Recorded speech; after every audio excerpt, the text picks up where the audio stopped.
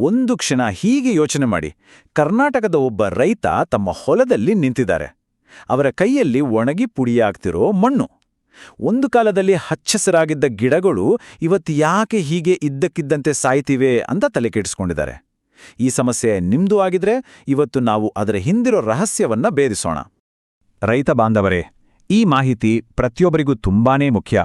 ಇದನ್ನು ಪೂರ್ತಿಯಾಗಿ ನೋಡಿ, ಯಾಕಂದ್ರೆ ನಿಮ್ಮ ಬೆಳೆಗೆ ಸಂಬಂಧಿಸಿದ ಒಂದು ಸತ್ಯ ನಿಮ್ಗೆ ಗೊತ್ತಾಗ್ಲಿದೆ. ಇದು ಹೆಚ್ಚಿನ ರೈತರಿಗೆ ಇನ್ನೂ ತಿಳಿದೇ ಇಲ್ಲ. ನೀವಿದನ್ನು ತಿಳಿಕೊಂಡ್ರೆ ನಷ್ಟದಿಂದ ಪಾರಾಗಬಹುದು. ನಿಮ್ಮ ಹೊಲದಲ್ಲಿ ನೋಡಕ್ಕೆ ಚೆನ್ನಾಗಿ ಹಸಿರಾಗಿರೋ ಮೆಣಸಿನ ಗಿಡಗಳು ಇದ್ದಕ್ಕಿದ್ದ ಹಾಗೆ ಬಾಡಿ ಹೋಗ್ತಾ ಇದೆಯಾ? ಎಲೆಗಳು ಮುಡಿದುಕೊಂಡು ಗಿಡದ ಬೆಳವಣಿಗೆ ಪೂರ್ತಿಯಾಗಿ ನಿಂತೋಗಿದೆಯಾ? ಹಾಗಾದ್ರೆ ಇದರ ಹಿಂದಿರೋ ನಿಜವಾದ ಕಾರಣವಾದ್ರೂ ಏನು? ಸರಿ, ಬನ್ನಿ ಇದರ ಮೂಲವನ್ನ ಹುಡುಕೋಣ. ನೀವು ಅಂದ್ಕೊಂಡ ಹಾಗೆ ಇದು ಯಾವುದೋ ಸಾಮಾನ್ಯ ರೋಗ ಅಲ್ಲ. ಇದರ ಹಿಂದೆ ಒಬ್ಬ ಅದೃಶ್ಯ ಶತ್ರು ಅಡಗಿದಾನ. ಎಷ್ಟೋ ರೈತರು ಇದು ಬೂಜು ರೋಗ ಅನ್ಕೊಂಡು, ಇಲ್ಲಾಂಡ ಯಾವುದೋ ವೈರಸ್ ಬಂದಿದೆ ಅನ್ಕೊಂಡು ಔಷಧಿ ಹೊಡಿತಾರೆ. ಆದ್ರೆ ಅದು ನಿಜ ಅಲ್ಲ. ನಾವು ಸಾಮಾನ್ಯವಾಗಿ ಬಳಸೋ ಔಷಧಿಗಳು ಯಾಕೆ ಕೆಲಸ ಮಾಡ್ತಾ ಇಲ್ಲ ಅನ್ನೋದಕ್ಕೆ ಇದೇ ಕಾರಣ.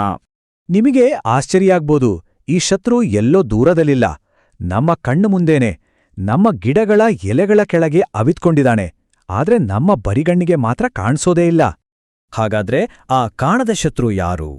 ಬೇರೆ ಯಾರೂ ಅಲ್ಲ, ಅವರೇ ನುಸಿಗಳು, ಅಂದ್ರೆ ಮೈಟ್ಸ್. ಇವು ನೋಡೋಕೆ ತುಂಬಾನೇ ಚಿಕ್ಕ ಕೀಟಗಳು, ಆದರೆ ಇವುಗಳಿಂದ ಆಗೋ ನಷ್ಟ ಮಾತ್ರ ಅಷ್ಟಿಷ್ಟಲ್ಲ, ಬಹಳಾನೇ ದೊಡ್ಡದು.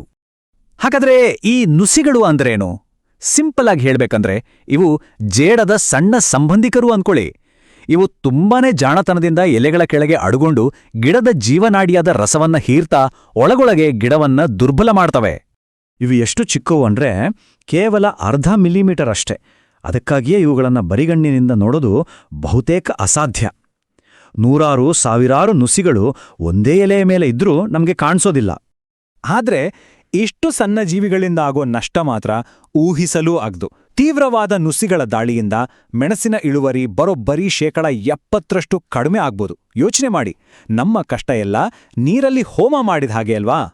ಸರಿ, ಇಷ್ಟೆಲ್ಲ ನಷ್ಟ ಮಾಡುವ ಈ ಲಕ್ಷಾಂತರ ನುಸಿಗಳು ಇದ್ದಕ್ಕಿದ್ದಂತೆ ನಮ್ಮ ಹೊಲಕ್ಕೆ ಎಲ್ಲಿಂದ ಬರ್ತವೆ?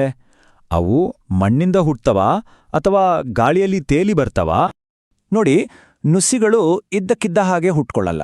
ಅವು ಗಾಳಿ ಮೂಲಕ ಒಂದು ತೋಟದಿಂದ ಇನ್ನೊಂದು ತೋಟಕ್ಕೆ ಹರಡ್ತವೆ. ನಾವು ತರುವ ನರ್ಸರಿ ಸಸಿಗಳ ಜೊತೆ ಬರ್ತವೆ. ಹೊಲದ ಸುತ್ತ ಬೆಳೆದಿರುವ ಕಳೆಗಿಡಗಳಲ್ಲಿ ಅಡಗಿರ್ತವೆ ಅಥವಾ ಹಿಂದಿನ ಬೆಳೆಯ ಅವಶೇಷಗಳಲ್ಲಿ ಜೀವಿಸ್ತವೆ. ಈಗ ಒಂದು ಬಹಳ ಮುಖ್ಯವಾದ ಪ್ರಶ್ನೆ. ನುಸಿಗಳು ಎಲ್ಲಾ ಹೊಲಗಳನ್ನ ಬಿಟ್ಟು ನಮ್ಮ ಹೊಲದ ಮೇಲೇನೆ ಯಾಕೆ ದಾಳಿ ಮಾಡುತ್ತವೆ? ಇಲ್ಲಿ ಒಂದು ದೊಡ್ಡ ರಹಸ್ಯ ಅಡಗಿದೆ. ನೋಡಿ, ನುಸಿಗಳು ಸುಮ್ಮನೆ ದಾಳಿ ಮಾಡಲ್ಲ. ಅವು ಒಂದು ಸರಿಯಾದ ಸಮಯಕ್ಕಾಗಿ ಕಾಯ್ತಾ ಇರ್ತವೆ. ಗಿಡ ನಾಟಿ ಮಾರಿದ 30ರಿಂದ 60 ದಿನಗಳ ನಂತರ, ಅಂದ್ರೆ ನಿಮ್ಮ ಗಿಡಗಳು ಹೂ ಬಿಟ್ಟು ಕಾಯಿಕಟ್ಟು ಅಸೂಕ್ಷ್ಮ ಸಮಯದಲ್ಲಿ ತುಂಬಾನೇ ಎಚ್ಚರವಾಗಿರಬೇಕು. ಇದರ ಜೊತೆಗೆ ಬಿಸಿ ಒಣ ಹವೆ ಸೇರಿದ್ರೆ ಅದು ನುಸಿಗಳಿಗೆ ನೇರ ಆಹ್ವಾನ ಕೊಟ್ಟ ಹಾಗೆ. ಆದ್ರೆ ಇಲ್ಲಿ ಒಂದು ಸೀಕ್ರೆಟ್ ಇದೆ. ಇದನ್ನ ಬಹಳ ಕಡಿಮೆ ರೈತರು ತಿಳ್ಕೊಂಡಿದ್ದಾರೆ. ನುಸಿಗಳ ದಾಳಿ ಅನ್ನೋದು ಕೇವಲ ದುರದೃಷ್ಟ ಅಲ್ಲ, ಅದೊಂದು ಸಿಗ್ನಲ್. ನಿಮ್ಮ ಹೊಲದಲ್ಲಿ ಏನೋ ಸರಿಯಿಲ್ಲ ಅನ್ನೋದಕ್ಕೆ ಒಂದು ಸ್ಪಷ್ಟ ಸಂಕೇತ. ಆಶ್ಚರ್ಯ ಅಂದ್ರೆ, ಈ ನುಸಿಗಳನ್ನ ನಾವೇ ಅರಿವಿಲ್ಲದೆ ನಮ್ಮ ಹೊಲಕ್ಕೆ ಕರಿತೀವಿ. ಹೇಗೆ ಅಂತೀರಾ? ನಮ್ಮ ಗಿಡಗಳು ದುರ್ಬಲವಾಗಿದ್ರೆ, ಹೊಲದಲ್ಲಿ ಸ್ವಚ್ಛತೆ ಇಲ್ಲದಿದ್ರೆ, ಮತ್ತು ಮುಖ್ಯವಾಗಿ ನಾವು ಜಾಸ್ತಿ ಸಾರಜನಕ ಅಂದ್ರೆ ಯೂರಿಯಾ ಗೊಬ್ಬರವನ್ನ ಹಾಕಿದಾಗ ಗಿಡದ ಎಲೆಗಳು ಮೃದುವಾಗಿ ನುಸಿಗಳಿಗೆ ಬನ್ನಿ ಊಟ ರೆಡಿಯಿದೆ ಅಂತ ಪಾಟಿ ಕರೆದಾಗೆ ಆಗತ್ತೆ. ಹಾಗೇನೆ ಅತಿಯಾದ ರಾಸಾಯನಿಕ ಕೀಟನಾಶಕಗಳು ನುಸಿಗಳನ್ನು ತಿನ್ನೋ ಮಿತ್ರ ಕೀಟಗಳನ್ನ ಸಾಯಿಸಿ ಶತ್ರುಗಳಿಗೆ ಕೆಂಪು ಹಾಸು ಹಾಸಿ ಸ್ವಾಗತಿಸಿದಾಗೆ ಆಗತ್ತೆ. ಹಾಗಾದ್ರೆ ಈ ಶತ್ರು ನಮ್ಮ ಹೊಲಕ್ಕೆ ಬಂದಿದ್ದಾನೆ ಅಂತ ಬೇಗನೆ ಕಂಡುಹಿಡಿಯೋದು ಹೇಗೆ? ಪ್ರತಿಯೊಬ್ಬ ರೈತರು ತಮ್ಮ ಹೊಲದ ಗಿಡಗಳ ಡಾಕ್ಟರ್ ಆಗ್ಬೇಕು. ರೋಗ ಲಕ್ಷಣಗಳನ್ನ ಬೇಗ ಗುರುತಿಸಬೇಕು. ಇದರ ಲಕ್ಷಣಗಳು ಒಂದಾದ್ಮೇಲೊಂದರಂತೆ ಕಾಣಿಸ್ಕೊಳ್ತವೆ. ಮೊದಲು ಎಲೆಗಳ ಮೇಲೆ ಸಣ್ಣ ಹಳದಿ ಚುಕ್ಕೆಗಳು ಕಾಣಿಸ್ತವೆ. ಎಲೆಗಳು ಕಳೆಗುಂದಿದಂತೆ ಕಾಣುತ್ತವೆ. ಆಮೇಲೆ ನೋಡಿ, ಎಲೆಗಳು ದೋಣಿಯ ಆಕಾರದಲ್ಲಿ ಮೇಲ್ಮುಖವಾಗಿ ಮುದುಡ್ಕೊಳ್ತವೆ. ಕೊನೆಯ ಹಂತದಲ್ಲಿ ಎಲೆಗಳು ಪೂರ್ತಿಯಾಗಿ ಒಣಗಿ ಗಿಡವೇ ಸುಟ್ಟು ಹೋದ ಹಾಗೆ ಕಾಣುತ್ತೆ. ಈ ಹಂತ ತಲುಪೋ ಮೊದಲೇ ನಾವು ಎಚ್ಚೆತ್ಕೊಳ್ಬೇಕು. ಸರಿ, ಸಮಸ್ಯೆ ಅರ್ಥವಾಯಿತು. ಈಗ ಪರಿಹಾರದ ಬಗ್ಗೆ ಮಾತಾಡೋಣ. ಇದು ಕೀಟಗಳ ವಿರುದ್ಧದ ಒಂದು ಯುದ್ಧ ಇದ್ದ ಹಾಗೆ. ಇದರಲ್ಲಿ ಗೆಲ್ಬೇಕಂದ್ರೆ ನಮ್ದೇ ಆದ ಒಂದು ಸ್ಟ್ರಾಟಜಿ ಬೇಕು. ನಮ್ಮ ಮುಂದೆ 2 ದಾರಿಗಳಿವೆ. ಒಂದು ನೈಸರ್ಗಿಕ ರಕ್ಷಣೆ. ಇದು ರೋಗ ಬರೋ ಮೊದಲೇ ತಡೆಯುವ ಸ್ಮಾರ್ಟ್ ದಾರಿ. ಇನ್ನೊಂದು ರಾಸಾಯನಿಕ ಕ್ರಮ. ಇದು ರೋಗ ತೀವ್ರವಾದಾಗ, ಅನಿವಾರ್ಯವಾದಾಗ ಬಳಸಬೇಕಾದ ಕೊನೆಯ ಅಸ್ತ್ರ. ನೈಸರ್ಗಿಕ ರಕ್ಷಣೆಯೇ ಯಾವಾಗ್ಲೂ ಅತ್ಯುತ್ತಮ ಮಾರ್ಗ. ಎಲೆಗಳ ಕೆಳಗೆ ಜೋರಾಗಿ ನೀರು ಸ್ಪ್ರೇ ಮಾಡಿದ್ರೆ ಸಾಕು, ನುಸಿಗಳು ತೊಳೆದು ಹೋಗ್ತಾಳೆ. ಬೇವಿನ ಎಣ್ಣೆ ಅಥವಾ ಬೆಳ್ಳುಳ್ಳಿ ಮೆಣಸಿನಕಾಯಿ ಕಷಾಯ ಸಿಂಪಡಿಸಿದರೆ ಅವು ಹತ್ತಿರಕ್ಕೂ ಸುಳಿಯಲ್ಲ. ಎಲ್ಲಕ್ಕಿಂತ ಮುಖ್ಯವಾಗಿ ನಮ್ಮ ಮಿತ್ರರಾದ ಪರಭಕ್ಷಕ ನುಸಿಗಳನ್ನ ಹೊಲದಲ್ಲಿ ಬಿಟ್ರೆ ಅವು ಈ ಶತ್ರು ನುಸಿಗಳನ್ನ ತಿಂದು ನಮ್ಮ ಬೆಳೆಯನ್ನ ಕಾಪಾಡುತ್ತವೆ. ಒಂದು ವೇಳೆ ಪರಿಸ್ಥಿತಿ ಕೈಮೀರಿದ್ರೆ ಆಗ ನಾವು ರಾಸಾಯನಿಕಗಳ ಮೊರೆ ಹೋಗ್ಬೇಕಾಗತ್ತೆ. ಇಲ್ಲಿ ತೋರಿಸಿರೋ ಹಾಗೆ ಅಬಮೆಕ್ಟಿನ್ ಅಥವಾ ಸ್ಪೈರೋಮೆಸಿಫೆನ್ ಅಂತಹ ಕೆಲವು ಆಯ್ಕೆಗಳಿವೆ. ಅವುಗಳನ್ನು ಸರಿಯಾದ ಪ್ರಮಾಣದಲ್ಲಿ ಬಳಸಬೇಕು. ನೆನಪಿಡಿ, ಇವು ಶಕ್ತಿಯುತ ಅಸ್ತ್ರಗಳು.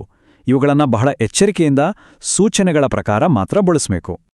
ಆದರೆ ರಾಸಾಯನಿಕ ಬಳಸುವಾಗ ಈ 3 ನಿಯಮಗಳನ್ನು ಪಾಲಿಸಲೇಬೇಕು. ಮೊದಲನೆಯದು, ನುಸಿಗಳು ಎಲೆಗಳ ಕೆಳಗಿರೋದ್ರಿಂದ ಔಷಧವನ್ನು ಅಲ್ಲೇ ಹೊಡೆಯಬೇಕು. ಎರಡನೆಯದು, ಬಿಸಿಲಿನಲ್ಲಿ ಸಿಂಪಡಿಸಬಾರದು, ಮುಂಜಾನೆ ಅಥವಾ ಸಂಜೆ ಹೊತ್ತು ಉತ್ತಮ. ಮೂರನೆಯದು, ಒಂದೇ ಔಷಧವನ್ನ ಪದೇ ಪದೇ ಬಳಸಿದ್ರೆ ನುಸಿಗಳಿಗೆ ಅದು ಅಭ್ಯಾಸವಾಗ್ಬಿಡುತ್ತದೆ. ಅದ್ರಿಂದ ಔಷಧಿಗಳನ್ನ ಬದಲಾಯಿಸ್ತಾ ಇರಬೇಕು. ಇಲ್ಲೇ ನಾವು ಅರ್ಥ ಮಾಡ್ಕೊಳ್ಬೇಕಾದ ಕೊನೆಯ ಸತ್ಯ ಏನು ಗೊತ್ತಾ? ನಮ್ಮ ಗುರಿ ಕೇವಲ ನುಸಿಗಳನ್ನು ಕೊಲ್ಲುವುದಲ್ಲ, ಬದಲಿಗೆ ನುಸಿಗಳು ಬದುಕಲು ಮತ್ತು ಬೆಳೆಯಲು ಸಾಧ್ಯವೇ ಆಗದಂತಹ ಆರೋಗ್ಯಕರ ಮತ್ತು ಸಮತೋಲಿತ ಹೊಲವನ್ನು ನಿರ್ಮಿಸುವುದು.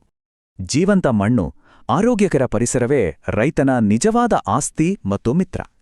ಎಲೆಗಳ ಕೆಳಗಿರುವ ಈ ಸೂಕ್ಷ್ಮ ಜಗತ್ತನ್ನು ನಾವು ಅರ್ಥ ಮಾಡಿಕೊಂಡ್ರೆ ನಮ್ಮ ಬೆಳೆಯನ್ನು ಮಾತ್ರವಲ್ಲ, ನಮ್ಮ ಭವಿಷ್ಯವನ್ನು ನಾವೇ ಕಾಪಾಡಿಕೊಳ್ಳಬಹುದು. ಈ ಮಾಹಿತಿ ನಿಮಗೆ ಉಪಯುಕ್ತ ಅನಿಸಿದ್ರೆ ದಯವಿಟ್ಟು ನಿಮ್ಮ ರೈತ ಸ್ನೇಹಿತರೊಂದಿಗೆ ಹಂಚಿಕೊಳ್ಳಿ, ಸಬ್ಸ್ಕ್ರೈಬ್ ಮಾಡಿ, ಲೈಕ್ ಕೊಡಿ ಮತ್ತು ಈ ರೀತಿಯ ಇನ್ನಷ್ಟು ಉಪಯುಕ್ತ ಕೃಷಿ ಮಾಹಿತಿಯನ್ನು ತರಲು ನಮ್ಮನ್ನು ಪ್ರೋತ್ಸಾಹಿಸಲು ಕಮೆಂಟ್ ಮಾಡಿ. ವೀಕ್ಷಿಸಿದ್ದಕ್ಕಾಗಿ ಧನ್ಯವಾದಗಳು. ಧನ್ಯವಾದ.